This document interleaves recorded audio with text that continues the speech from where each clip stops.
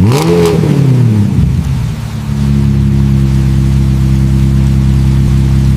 rain that night wasn't gentle. It came down in thick, heavy sheets, washing over the city of New York like the sky was trying to cleanse it of all its secrets. Neon lights blurred against the storm, and people hurried under umbrellas, chasing warmth and shelter. But somewhere beneath the glass towers of Everline Technologies, one of the fastest-growing AI corporations in America, a man sat alone in silence. His name was Ethan Cross. To the world, he was the untouchable genius, a billionaire CEO whose precision built an empire. But to those who knew him, he was a mystery wrapped in calm, powerful, sharp, and painfully alone. That night, after another exhausting board meeting, Ethan stepped out of the skyscraper lobby, his coat glistening under the rain. His driver had already gone for the night, a habit of his when Ethan insisted on solitude. He liked driving himself. The city's chaos never bothered him. It reminded him that even noise had order when you look close enough. He slid into his black Maybach, closed the door, and let the quiet hum of the engine drown the world out. But before he could even start the car, a voice whispered from behind him, small, trembling, and sharp as glass. "Don't say a word," it said. "They are listening." Ethan froze. His hand hovered over the ignition, his breath catching in his chest. Slowly, he turned toward the back seat. There, crouched behind the passenger seat, was a little girl, maybe 8 years old, soaked to the bone. Her hair clung to her face, and her wide brown eyes shimmered with fear and defiance all at once. For a second, Ethan thought he was imagining her. "Who are you?" he asked, voice low, calm, the way a man speaks when danger feels too close. "My name's Amira," she said softly, "and if you want to live past tomorrow, you need to listen to me." He blinked. Leave past tomorrow? He'd been threatened before by competitors, journalists, angry investors. But this was a child. "You broke into my car?" he asked, narrowing his eyes. She shook her head quickly. "No, your security guy left it open. I saw something upstairs. You need to know." Ethan frowned. "What exactly did you see?" Amira hesitated, biting her lip. Then she whispered, "Your COO and the woman with the red hair. They said you'd sign the contracts tomorrow. And once you did, you'd lose everything." Ethan's pulse quickened. Red hair. Claire Evans. His chief financial officer. The other name. Lucas Hale, his partner, his right-hand man, since the birth of Everline. "What did they say exactly?" he pressed. Amira's voice shook as she spoke. "They said the contracts for the Japanese investors weren't real. That once you signed them, everything would transfer, and by Friday you'd be broke and probably in jail." She looked down, then added quietly, "The red-haired lady said you're too proud to notice when people are robbing you blind." Ethan leaned back, stunned into silence. He had heard many rumors in his life, but this one came from a child who clearly had nothing to gain. "Why are you telling me this?" he finally asked. Amira looked up at him, rainwater still dripping from her hair. "Because I know what it's like when nobody believes you. My mom used to say people only see what they want to see. I just don't want that to happen to you." For the first time in years, something shifted in Ethan's chest. A strange warmth, an ache maybe. Here she was, this drenched, trembling little girl, sitting in his car, warning him about the one thing he thought he was too smart to ever fall for: betrayal. He studied her face. She looked too young to lie this well. So he started the car. They ended up at a small 24-hour diner tucked into a quiet corner of downtown. The air smelled of coffee and burnt toast. A waitress with tired eyes brought them pancakes and hot chocolate. Amira ate like she hadn't eaten all day, her tiny hands trembling as she held the fork. Ethan just watched. His coffee went untouched, his mind spinning through every conversation, every meeting, every number that suddenly didn't add up. Could Claire and Lucas really be plotting against him? His phone buzzed on the table. A message from Lucas. Everything ready for tomorrow, partner. You'll love what Claire and I cooked up for the presentation. Big day for Everline. He turned the screen toward Amira. She looked at it and gave a small, knowing smirk. He's lying, she said. He smiled when he said you were too stupid to notice. Ethan leaned back slowly. His eyes darkened with quiet fury. Amira, he said carefully, if you tell me everything you heard, word for word, I can stop them, but it might be dangerous. Are you sure you're ready for that? Amira swallowed. Yes, I'm used to danger. He raised an eyebrow. Used to it. She nodded. My mom and I move a lot. She said people are not always what they seem. She died last year. I've been on my own since. Ethan went still. The words hung in the air between them, heavy, painful, for a man who'd built his life around control. Something about that little voice cracked him open.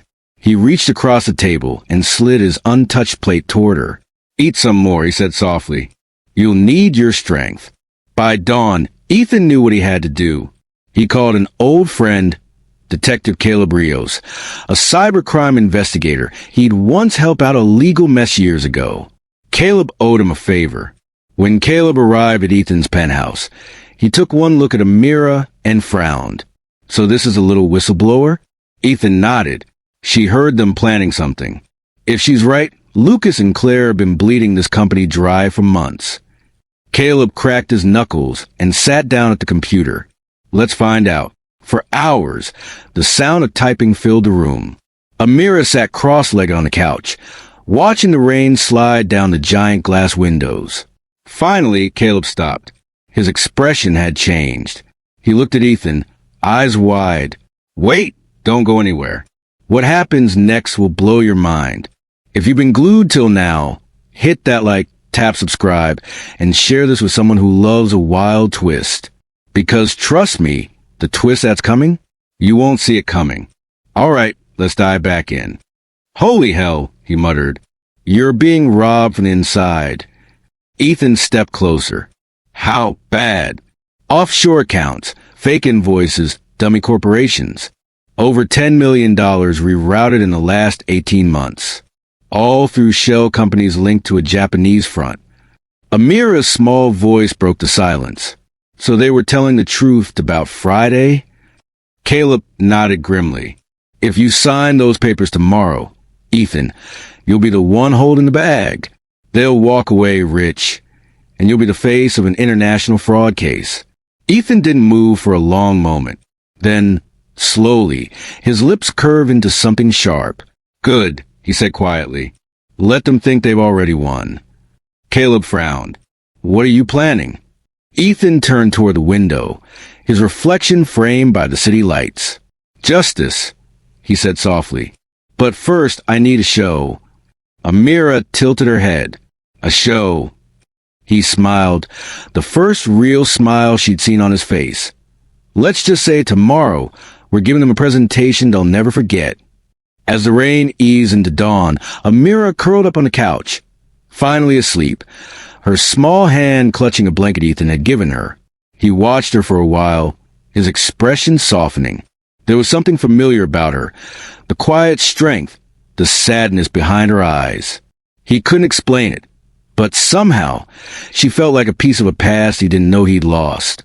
Outside, the city glittered again, but this time Ethan didn't see the towers or the money or the headlines. He saw one little girl, brave enough to speak when no one else would. And though he didn't know it yet, her whisper in the rain wasn't just going to save his company. It was going to save his life. The morning after the storm felt quieter than usual. The kind of quiet that isn't peace, it's warning. Ethan Cross woke up to the sound of birds and distant traffic, yet his chest felt heavy, like the rain from last night hadn't really stopped. Maybe it just moved inside him. He couldn't shake her words. You're about to lose everything, but not for the reason you think. He didn't even know her name, but her voice kept echoing in his mind like a melody he couldn't forget. Still, life had to move on, or at least pretend to. By 8 a.m., he was back in his suit, walking into the glass tower of Carrington and Bloom, one of the biggest financial firms in the city. To most people, Ethan looked like everything success should be: steady, confident, untouchable. But under that calm surface, cracks had started forming. At first, it was little things that a colleague who used to greet him every morning now avoided eye contact. A file he had neatly arranged yesterday was missing from his desk. The head of operations, a man who once called him the company's backbone, had suddenly grown cold. And then came the meeting. A quick update that felt like an ambush. "Ethan," his boss began, flipping through papers, "there have been inconsistencies in your recent reports." "Inconsistencies?" Ethan frowned. "That's not possible. I triple-checked every figure before." "I'm not accusing you," the boss cut in, "but the board is concerned. Just be careful." It was the kind of tone people use when they'd already made up their minds. When Ethan left the room, his chest burned, not from guilt, but from fear, because he knew he hadn't done anything wrong. That evening, while sitting in traffic, Ethan's phone buzzed. Unknown number. One message. "They've started the process. Check your emails before midnight." He looked around, half expecting to see someone watching him. Nothing. Just cars and red taillights stretching endlessly. By the time he reached home, rain had started again, soft, almost whispering against his window.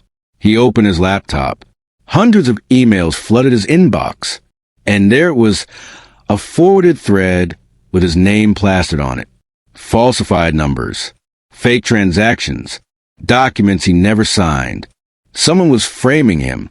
He scrolled further and froze. One of the attached files had a timestamp from 2 weeks ago, the exact night he'd stayed late at work and left his office unlocked for 5 minutes. Just 5 minutes. That was all it took. He shut the laptop, heart racing. He needed to talk to someone. Anyone. He called his fiancée, Leah, but she didn't pick up. He tried again. Still nothing. By the time she finally called back, her tone wasn't the warm, familiar one he knew. "Ethan, can we talk tomorrow? I'm just not in the right headspace tonight." Something in her voice sounded distant. Cold. "Leah, please, just tell me you're okay." A long silence. Then, "I'm fine. I just think maybe we need some space." And just like that, the storm outside started to sound a lot like the one inside him. He didn't even realize tears were forming until one dropped on the back of his hand. That woman's voice returned in his head. "You're about to lose everything, but not for the reason you think." He had thought she meant work, but now it felt bigger, heavier, like she saw something even he didn't. That night, Ethan couldn't sleep. At 2:17 a.m., his phone lit up again. Same unknown number. Another message. "Check your balcony." His heart pounded. He walked slowly toward the glass doors and drew the curtains aside. There she was, the woman from the rain, standing there again, drenched, motionless, her hair plastered to her face. Only this time, she was holding something. A file. The same type his company used for internal audits. Ethan's mouth went dry. He slid open the door, but before he could speak, she said softly, "Now you understand. But it's only beginning." Then she turned and disappeared down the hallway, leaving only the sound of dripping water and the faint scent of jasmine in the air. Ethan looked down at the file in his hands. It had his name on it. Inside were documents, real signatures, real evidence, linking him to fraudulent deals that could destroy everything he'd worked for. But at the back of the folder was something stranger, a photograph of him and his boss, taken at a restaurant he'd never been to. The next morning, Ethan drove to work with one thought burning in his head. Who's behind this? And why did that mysterious woman seem to know it all before it happened? As he stepped into the office, people stared. Whispers followed him down the hall like shadows. Then his phone buzzed one more time. Another message. "You have 48 hours to choose. Protect your name or uncover the truth." He looked up, and through the glass wall of the boardroom, he saw his boss smiling with someone. "Leah, Ethan froze. The world around him blurred. And just like that, he realized what the woman's warning truly meant. There's a moment in every storm when you stop running from the thunder and start listening to what it's trying to say. For Ethan Cross, that moment came the morning he saw Leah, his fiancée, standing in the same boardroom as his boss, Mr. Vance. She wasn't there by accident. She was there with purpose. He could feel it. The shift in her eyes, the guilt hidden behind her professional smile. That was when it hit him. The betrayal wasn't just at work. It was personal. Ethan, Vance said, motioning toward a chair. Have a seat. Ethan sat, silent. His pulse was steady, but his mind was racing. Leah stood at the far end of the room, pretending to review a file. His file. Vance leaned forward. You've been with this company for 5 years. Productive, reliable, but lately, the numbers aren't adding up. Ethan didn't flinch, because someone's been changing them. Vance gave a faint smile. That's a bold accusation. Ethan held his gaze. Bold doesn't mean wrong. Silence filled the room, heavy, suffocating. Leah finally looked up, eyes glossy, voice trembling slightly. Ethan, maybe it's best you cooperate. They only want to understand what happened. He turned to her slowly. Her lips parted, but no sound came out. That was all he needed to know. Later that evening, Ethan drove straight to the edge of town, to an old cafe he used to visit when he first joined the company. It was quiet there, almost forgotten by time. And that's exactly what he needed, silence to think. He opened the folder the strange woman had left on his balcony. This time, he looked closer. Each page wasn't random. They formed a pattern, a blueprint. Every transaction, every falsified deal, every forged signature, traced back to the same internal account, the one belonging to Vance himself. But there was more. At the end of the folder was a final page, a handwritten note. He used her to reach you. Don't confront them yet. Watch. Listen. The next 24 hours will reveal the rest. No name, no signature, just a faint scent of jasmine. Ethan leaned back, rubbing his temples. Whoever this woman was, she knew everything. And somehow, she was trying to protect him. The next night, Ethan received a call from Leah. She sounded shaken. Can we meet? Please. I just need to explain. He hesitated, but agreed. They met at the park, the same place he proposed to her 6 months ago. Leah arrived wearing a black coat, her hair tied back, her eyes restless. Ethan, I didn't want to hurt you, she began. Then why did you? He asked quietly. Tears filled her eyes. They said if I didn't help them, they'd ruin me too. I was in debt, Ethan. Vance found out. He said he could clear it if I gave him access to your system. I swear, I didn't know he'd frame you. Ethan's jaw tightened. So you sold me out to save yourself. She looked away. I thought I could fix it later. But it got too big, and now, they're planning to announce a full audit tomorrow. Ethan, they want you gone. He took a deep breath, fighting back the pain clawing at his chest. Betrayal doesn't always come with knives. Sometimes, it comes with familiar hands. Still, beneath his anger, one thought burned bright. The woman was right. He was losing everything, but not for the reason he thought. That night, Ethan stayed awake, studying the blueprint again. There was a missing piece, a password-protected document. He tried every possible code, but nothing worked. Then his phone buzzed. Unknown number. Tomorrow at 3 p.m., follow Vance after the meeting. Don't speak.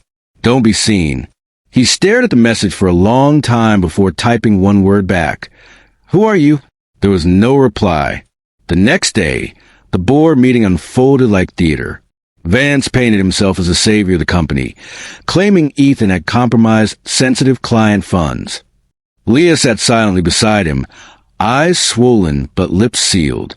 When it was over, Vance shook hands, smiled for the cameras, and left through the back door. Ethan followed, careful, quiet, staying 2 cars behind. Vance drove to a secluded estate on the outskirts of town. Ethan parked a distance away, slipping through the shadows. And then he saw it. Vance handing over a briefcase to a tall man in a gray suit. Cash, documents, and then Ethan's file. The man flipped through it and nodded. Good work, Vance. Once this is finalized, the board will approve your promotion next week. Vance chuckled.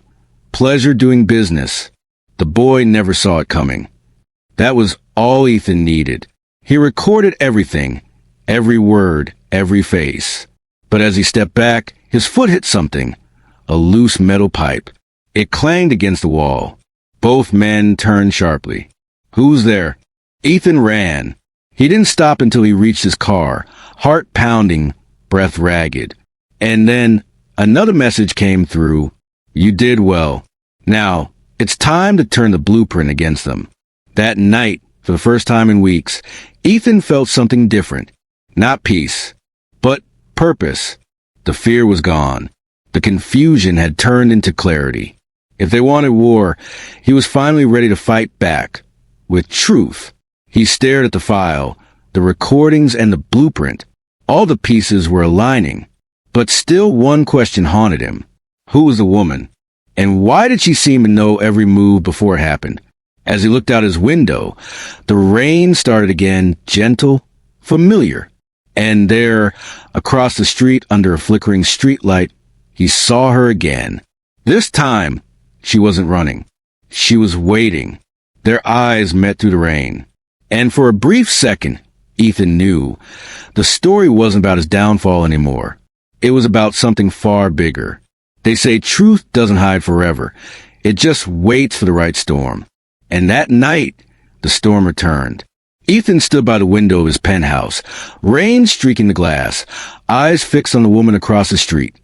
The one who had changed everything. He didn't know her name. He didn't know why she had chosen him. But he knew this, she was the key. He grabbed his coat and rushed out, heart pounding like thunder in his chest. By the time he reached the street, she was already walking toward him. No fear, no hesitation, just that calm, haunting look, as if she had been waiting her whole life for this moment. Who are you? Ethan asked. You already know, she replied softly. You just don't remember yet. Her words sent a chill down his spine.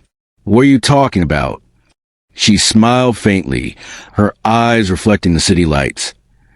Do you really think everything that happened was random? That I just stumbled into your life with a folder full of secrets? Ethan stared, lost between disbelief and curiosity. Then what are you? A spy? An agent? No, she whispered. A promise.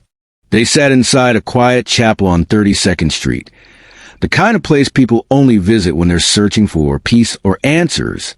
The candles flickered gently, casting long shadows across the pews. My name is Mara, she began. I used to work at Everline in cybersecurity. 3 years ago, I discovered the files you just found. I reported it, but before I could say a word, they erased my records, staged my death, and buried everything. Ethan froze. They said you died in that lab fire. Mara nodded. I did, at least officially. But one of your old bodyguards helped me disappear. He said, one day Ethan will need you. So I waited. I watched. I gathered proof. And when the time came, I found my way back. Ethan's breath caught. So all this time, you've been protecting me. She smiled faintly. Not just you. The truth. The next morning, Ethan and Mara met with Detective Rios, the same officer who had quietly been tracking Vance's financial trail for months. Everything checks out, Rios said, sliding the files across the table. With this evidence, Vance doesn't just lose the company. He loses his freedom. Ethan leaned forward. Then it's time to make this public. They set the plan in motion. By noon, every major financial journalist in the city had received an encrypted email from Ethan Cross. Inside it, documents, video evidence, and a written confession signed by one of Vance's accomplices who had just turned himself in. At 3 p.m., the news broke. Everline so implicated in billion-dollar fraud. New York tech scandal. Ethan Cross cleared, Vance under investigation. The world went into shock. The same cameras that once branded Ethan a criminal now hailed him as a survivor. Justice had finally spoken, loud and clear. That night, Ethan returned to the chapel. But this time, Mara wasn't there.